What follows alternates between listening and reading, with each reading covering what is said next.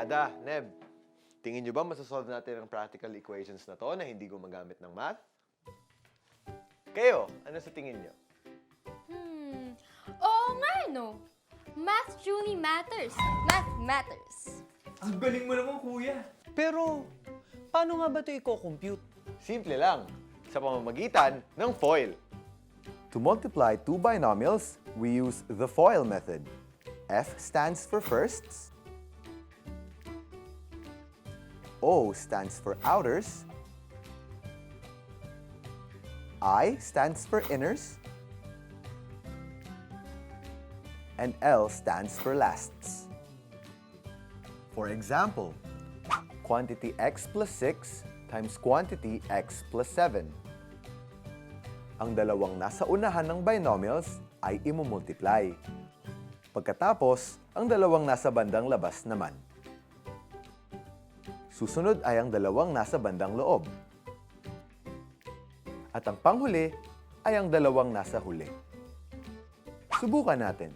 Quantity x plus 6 times quantity x plus 7 equals x squared plus 7x plus 6x plus 42 equals x squared plus 13x plus 42.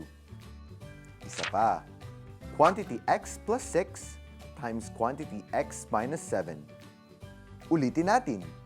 Ang dalawang nasa unahan ng binomials ay imumultiply. Pagkatapos, ang dalawang nasa bandang labas naman. Susunod ay ang dalawang nasa bandang loob. At ang panghuli ay ang dalawang nasa huli. Subukan uli natin.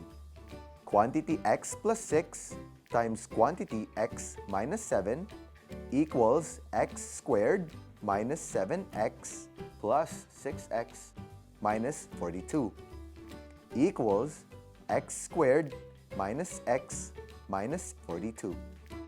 Sa pagkuha naman ng product of the sum and difference of two terms. Given a binomial quantity a plus b, its conjugate is quantity a minus b.